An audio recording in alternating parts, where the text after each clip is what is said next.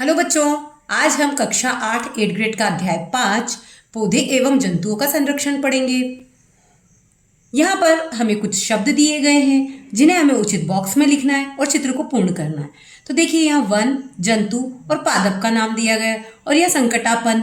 तो देखिए जंतु, वृक्ष, झाड़ियाँ और सूक्ष्म जीव ये सब इसमें आएंगे। और प्रवास, संकटापन जीव, अभ्यारण्य, राष्ट्रीय उद्यान या पुनः वन रोपण ये संकटापन में आएंगे। क्यों? क्योंकि ये काम आजकल नहीं हो रहे हैं, ये संकट में है, इसलिए ये संकटापन में आएंगे।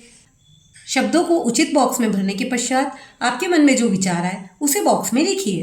तो देखिए हमारे मन में विचार आया कि हमें और वृक्ष लगाने चाहिए और वृक्षों को काटना नहीं चाहिए। प्रश्न क्रमांक 1, सही विकल्प के आगे राइट का निशान लगाइए। यदि वन विलुप्त हो जाए तो क्या होगा? तो देखिए वायु में CO2 मतलब कार्बन डाइऑक्साइड की मात्रा बढ़ जाएगी। क्योंकि प्रश्न क्रमांक 2, एक अभ्यारण्य में काला हिरण, सुनहरी बिल्ली, घड़ियाल तथा गेंडा क्या दर्शाते हैं? तो देखिए ये सब जो हैं ये आजकल हमें दिखाई कम देते हैं या नहीं देते। तो ये संकटापन स्पीशीज है, मतलब जिनके ऊपर संकट है, जो खत्म होने की ओर है। प्रश्न क्रमांक 3, वनोन्मूलन का प्राकृतिक कारण है। तो दावानल और भीषण सूखा ये दोनों ही वनोन्मूलन के कारण है। तो हमारा ऑप्शन होगा डी, ए और बी दोनों। प्रश्न क्रमांक 4, कॉलम 1 का कॉलम 2 से मिलान कर सही युग्म चुनकर लिखिए। तो देखिए विशालकाय गिलहरी जो है वो स्थानीय प्रजातियां होती है। पक्षी अभ्यारण्य जो होते हैं वो भरतपुर में है। वनों की कटाई वनोन्मूलन से संबंधित है और उपजाऊ भूमि का मरुस्थल में परिवर्तन मरुस्थलीकरण है। तो ये जो मैच हो रहे हैं वो आंसर है ऑप्शन ए में, कि जैसे कि ए का थर्ड से मिलाना, बी का फर्स्ट से मिलाना। तो ये ऑप्शन ए हमारा सही जवाब होगा। प्रश्न क्रमांक 5, वन्य जीव अभ्यारण्य के लिए निम्न में से कौन सी विशिष्टता मुख्य है? तो देखिए यह जानवरों को पकड़ना और उनका शिकार करना सख्त प्रतिबंधित होता है। प्रश्न क्रमांक 2, दिए गए शब्दों की सहायता से रिक्त स्थानों की पूर्ति कीजिए। यहाँ हमें शब्द दिए गए हैं पेड़ों, जैवमंडल आरक्षित क्षेत्र, वनस्पति जात, प्राणी जात, रेड डाटा पुस्तक और वनोन्मूलन। तो देखिए पहला है जैव विविधता के संरक्षण के उद्देश्य में बनाए गए हैं। तो क्या बनाए गए हैं? जैवमंडल आरक्षित क्षेत्र बनाए गए हैं। सेकंड, डैश से काटे गए वृक्षों की कमी पूरी करने के उद्देश्य से नए वृक्षों का रोपण करना है। तो वनोन्मूलन से काटे गए वृक्षों की कमी पूरी करने के लिए हमें नए वृक्ष लगाने हैं। प्रश्न क्रमांक 3, संकटापन स्पीशीज का रिकॉर्ड रखा जाता है। तो रेड डाटा बुक जो होती है, रेड डाटा पुस्तक, उसमें संकटापन स्पीशीज का रिकॉर्ड होता है। तो इसका आंसर होगा रेड डाटा पुस्तक। प्रश्न क्रमांक 4, साल, सागौन, आम, जामुन ये सब क्या है? तो ये सब वनस्पति जात है। प्रश्न क्रमांक 5, कागज बचाने का अर्थ क्या है? तो पेड़ों को बचाना, क्योंकि पेड़ों से ही कागज बनते हैं। प्रश्न क्रमांक 3, वन्य जीव अभ्यारण्य तथा राष्ट्रीय उद्यान क्यों बनाने चाहिए? तो वन्य जीव अभ्यारण्य और राष्ट्रीय उद्यान बनाने का कारण क्या होता है? देखिए पहला, जैव विविधता को संरक्षित रखने के लिए। सेकंड, लुप्त प्रजातियों की रक्षा करने के लिए। थर्ड, पारिस्थितिक संतुलन बनाए रखने के लिए। फोर्थ, वैज्ञानिक अनुसंधान और शिक्षा के अवसर प्रदान करने के लिए। फिफ्थ, वन्य जीवों के सुरक्षित आवास के लिए। प्रश्न क्रमांक 4, यदि वन्य प्राणियों के संरक्षण हेतु वन्य जीव अभ्यारण्य, राष्ट्रीय उद्यान एवं जैवमंडल आरक्षित क्षेत्र न बनाए जाए तो पारिस्थितिक तंत्र पर क्या प्रभाव पड़ेगा? तो देखिए जैव विविधता का भारी नुकसान होगा, कई प्रजातियां विलुप्त हो जाएगी, मानव वन्य जीवन संघर्ष बढ़ जाएगा, पारिस्थितिक संतुलन बिगड़ जाएगा, पर्यावरण और मानव जीवन पर नकारात्मक प्रभाव पड़ेंगे। प्रश्न क्रमांक 5, बड़े जंतुओं की अपेक्षा छोटे प्राणियों के विलुप्त होने की संभावना कहीं अधिक है, क्यों?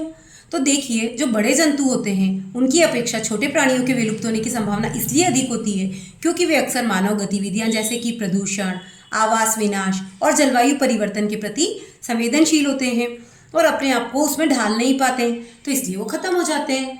प्रश्न क्रमांक 6, चिड़ियाघर और वन्य जीव अभ्यारण्य में कोई 2 अंतर लिखिए।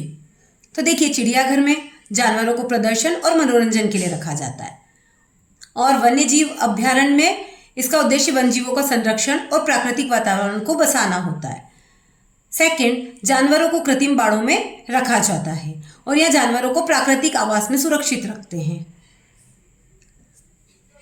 प्रश्न क्रमांक 7, आप अपने क्षेत्र में हरियाली बनाए रखने के लिए किस प्रकार योगदान दे सकते हैं? आपके द्वारा किए गए कार्यों की सूची बताइए।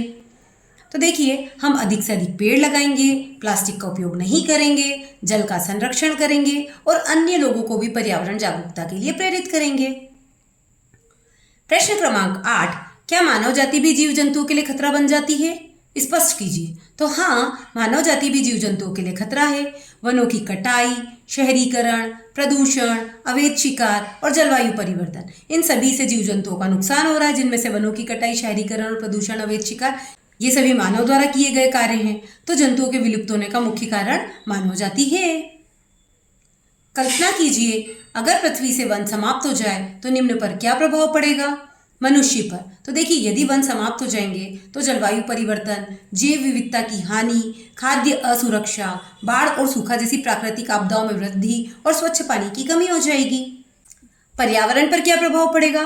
तो देखिए, वन समाप्त होने पर पर्यावरण पर भयानक प्रभाव पड़ेगा, जैसे कि जैव विविधता का नुकसान हो जाएगा, ग्लोबल वार्मिंग में वृद्धि हो जाएगी, मिट्टी का कटाव रुक जाएगा, जल की कमी हो जाएगी, बाढ़ और सूखे का खतरा बढ़ जाएगा, वर्षा का कम होना, ऐसे कई प्रभाव पड़ेंगे। प्रश्न क्रमांक 10, यदि ध्रुवी भालू को सतपुड़ा राष्ट्रीय उद्यान में रहने के लिए लाया जाए तो क्या वो अपना अस्तित्व लंबे समय तक बनाए रख पाएगा? उत्तर को कारण सहित स्पष्ट कीजिए। तो नहीं, यदि ध्रुवी भालू को सतपुड़ा राष्ट्रीय उद्यान में लाया जाए तो उसके जीवित रहने की संभावना बहुत कम होगी, क्योंकि सतपुड़ा का गर्म वातावरण और अलग भोजन स्रोत ध्रुवी भालू के आर्कटिक अनुकूलन के लिए उपयुक्त नहीं होगा। प्रश्न क्रमांक 11, पहली अपने माता पिता के साथ राष्ट्रीय उद्यान भ्रमण के लिए गई। वहां उसने नदी किनारे कुछ पक्षी देखे। पहली की मां ने उसे बताया कि ये पक्षी संसार के अन्य भागों से उड़कर यहाँ आए हैं। बताइए, ये पक्षी जो अपने मूल आवास से उड़कर सुदूर क्षेत्रों तक लंबी यात्रा करते हैं, क्या कहलाते हैं? तो देखिए, जो ऐसे पक्षी होते हैं जो दूसरी जगह से उड़ के हमारे इलाके में आते हैं, तो उन्हें हम कहते हैं प्रवासी पक्षी। तो ये कहलाएंगे प्रवासी पक्षी। बी, ये पक्षी अपना मूल आवास छोड़कर सुदूर क्षेत्रों की यात्रा क्यों करते हैं? तो देखिए, ये पक्षी मौसमी बदलावों से बचने, भोजन और प्रजनन के लिए अनुकूल परिस्थितियों की तलाश के कारण ये यात्रा करते हैं। सी, इन पक्षियों के उदाहरण दीजिए। तो साइबेरियन क्रेन, फ्लेमिंगो या गुलाबी पेलिकन, ये सब इन्हीं पक्षियों के उदाहरण हैं। प्रश्न क्रमांक 12, बाघ उन स्पीशीज में से है जो धीरे धीरे हमारे वनों में से समाप्त हो रहा है, लेकिन वन्य जीवों के लिए आरक्षित क्षेत्रों में बाघों की संख्या में वृद्धि हो रही है। इसका क्या कारण है? तो देखिए, जो वन्य जीवों के लिए आरक्षित क्षेत्र होते हैं उनमें उनके लिए आवास, पर्याप्त भोजन और शिकार के लिए उपयुक्त परिस्थितियां होती है। इन क्षेत्रों में मानवीय गतिविधियां कम होती है, अतः बाघों की संख्या में वृद्धि हो रही है। प्रश्न क्रमांक 13, किसी परितंत्र में हरे पेड़ पौधे, शाकाहारी तथा मांसाहारी जीव जंतु एवं सूक्ष्म जीव पाए जाते हैं। यदि इस परितंत्र में कुछ प्रतिकूल परिस्थितियां उत्पन्न हो जाए तो क्या होगा? जैसे यदि हरे पेड़ पौधे सूख जाएं तो क्या होगा? तो देखिए, यदि हरे पेड़ पौधे सूख जाएंगे तो हमें सांस लेने के लिए ऑक्सीजन नहीं मिलेगी, शाकाहारी जीवों और जानवरों के लिए भोजन की कमी हो जाएगी, पारिस्थितिक तंत्र में असंतुलन बढ़ जाएगा। सेकेंड, यदि मांसाहारी जंतुओं की संख्या में वृद्धि हो जाए तो क्या होगा? तो देखिए, मांसाहारी जंतुओं की संख्या में वृद्धि होने से शाकाहारी जीवों का शिकार ज्यादा होगा, शाकाहारी जीवों की संख्या में कमी से पेड़ पौधों की संख्या बढ़ जाएगी और पारिस्थितिक तंत्र का असंतुलन बढ़ जाएगा और कुछ प्रजातियां विलुप्त हो सकती है। प्रश्न क्रमांक 3, यदि शाकाहारी जंतु समाप्त हो जाए तो क्या होगा? यदि शाकाहारी जंतु समाप्त हो जाए तो खाद्य श्रृंखला टूट जाएगी, शाकाहारी जंतु के समाप्त होने से पौधों की संख्या बढ़ जाएगी, पारिस्थितिक संतुलन बिगड़ जाएगा और मांसाहारी जंतु को भोजन नहीं मिल पाएगा।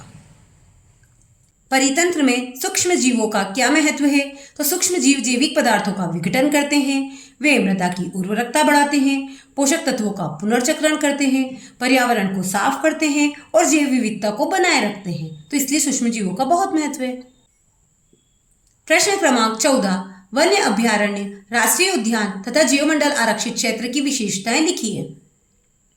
वन्य अभ्यारण्य ये मुख्य रूप से एक या कुछ विशिष्ट प्रजाति की सुरक्षा करते हैं।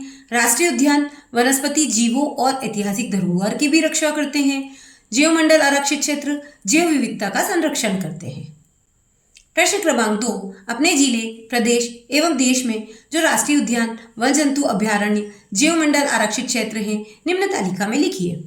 तो देखिए, हमारे पास क्या क्या दिया है आपके जिले में, तो हम मंदसौर जिले में रहते हैं जिसमें कोई राष्ट्रीय उद्यान नहीं है, तो हमने नील कर दिया है। वन्य जंतु अभ्यारण्य यहाँ गांधी सागर अभ्यारण्य है, और जीवमंडल आरक्षित क्षेत्र यहाँ कोई भी नहीं है। प्रदेश में मतलब मध्य प्रदेश में कान्हा, बांधवगढ़ ये राष्ट्रीय उद्यान है, नौरादेही वन्य जीव अभ्यारण्य वन्य जंतु अभ्यारण्य है, और पंचमढ़ी बायोस्फीयर जीवमंडल आरक्षित क्षेत्र है। और देश में तो बहुत सारे हैं, जिनमें से हमने कुछ नाम लिख लिए हैं, जैसे कि जिम कॉर्बेट, रणथंभौर ये हमारे राष्ट्रीय उद्यान है, काजीरंगा राष्ट्रीय उद्यान ये हमारा वन्य जंतु अभ्यारण्य है, और सुंदरबन, नीलगिरी ये जीवमंडल आरक्षित क्षेत्र है। प्रश्न क्रमांक 15, एक विद्यालय में प्रतिवर्ष 4 टन कागज की खपत होती है। यदि वह विद्यालय अपने कागजों की प्रतिपूर्ति करना चाहता है तो उन्हें प्रतिवर्ष कितने पौधों को लगाना होगा? 1 टन कागज के लिए 17 वृक्षों को काटा जाता है। तो देखिए 4 टन की आवश्यकता है और 1 टन के लिए 17 वृक्ष लगाते हैं, तो 1 टन बराबर 17 वृक्ष, तो 4 टन बराबर 17 का 4 में मल्टीप्लाई कर देंगे तो 68 वृक्ष। तो विद्यालय को प्रतिवर्ष 68 वृक्षों को प्रतिवर्ष लगाना होगा। सेकेंड, विद्यालय यदि 50% कागज का पुनर्चक्रण कर उपयोग में लाया जाता है तो इस स्थिति में कितने पौधों को प्रतिवर्ष लगाना होगा?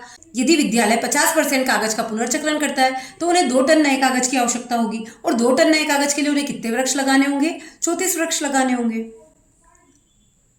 प्रश्न क्रमांक 3, विद्यालय कागज की बचत के लिए कौन कौन से विकल्प अपना सकता है? तो देखिए कागज की बचत के लिए क्या क्या उपाय किए जा सकते हैं। एक तो कागज बर्बाद ना करें, कागज का दोनों तरफ से उपयोग करें, डिजिटल रूप में शिक्षा दें, पुनर्चक्रण केंद्र बनाएं।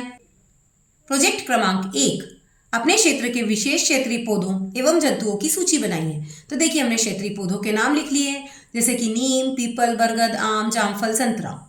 ऐसे ही जंतुओं के नाम लिख लिए, गाय, भैंस, बकरी, घोड़ा, कुत्ता, नीलगाय। ये अपने अपने क्षेत्र के हम लिख सकते हैं। मध्य प्रदेश में स्थित राष्ट्रीय उद्यान, वन्य जंतु अभ्यारण्य व जीवमंडल आरक्षित क्षेत्र के संबंध में एक रिपोर्ट तैयार कीजिए। राष्ट्रीय उद्यान तो अभी हमने देखा था कान्हा मध्य प्रदेश में है, और किसका संरक्षण किया जाता है यहाँ? तो बाघ या हार्ड ग्राउंड बारहसिंगा का संरक्षण किया जाता है। फोटोग्राफ आप कहीं से देखकर मिल जाए तो लगा सकते हैं। रिपोर्ट, बाघ और बारहसिंगा का संरक्षण। वन्य जंतु अभ्यारण्य तो नौरादेही है मध्य प्रदेश में, उसमें विभिन्न वन जीवों को रखा जाता है, जैसे कि भारतीय भेड़िया, गिद्ध, इनका संरक्षण यहाँ किया जाता है, और वन्य जीवों की सुरक्षा और उनका संरक्षण यहाँ का उद्देश्य होता है। जीवमंडल आरक्षित क्षेत्र पचमढ़ी जैसे हमारे यहाँ का है मध्य प्रदेश का, यहाँ पे जैव विविधता पाई जाती है और दुर्लभ प्रजातियाँ जैसे कि बाघ, तेंदुआ, इनका संरक्षण किया जाता है। तो यहाँ पर रिपोर्ट में हम लिख सकते हैं जैव विविधता का संरक्षण। प्रोजेक्ट क्रमांक 2, वृक्षों की अत्यधिक कटाई के लिए कौन कौन से कारक उत्तरदायी है? सूची बनाइए। तो देखिए वृक्षों की अत्यधिक कटाई के लिए उत्तरदायी कारक कौन कौन से हो सकते हैं? पहला, कृषि के लिए भूमि प्राप्त करना। सेकंड, घरों एवं कारखानों का निर्माण करना, तो उसके लिए जमीन की आवश्यकता होती है ना, तो हम क्या करते हैं? पेड़ काट देते हैं और उस जगह घर बना देते हैं, कारखाने बना देते हैं। थर्ड, फर्नीचर बनाने के लिए लकड़ी की आवश्यकता का होना। फोर्थ, ईंधन की बढ़ती मांग के लिए लकड़ी की आवश्यकता का होना। या फिफ्थ, शहरीकरण के लिए। वनों की कटाई से पर्यावरण पर क्या क्या प्रभाव हो रहे हैं? लिखिए।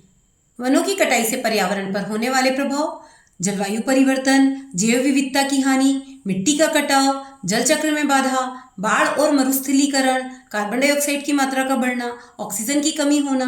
तो ऐसे बहुत सारे प्रभाव इस पे पड़ रहे हैं।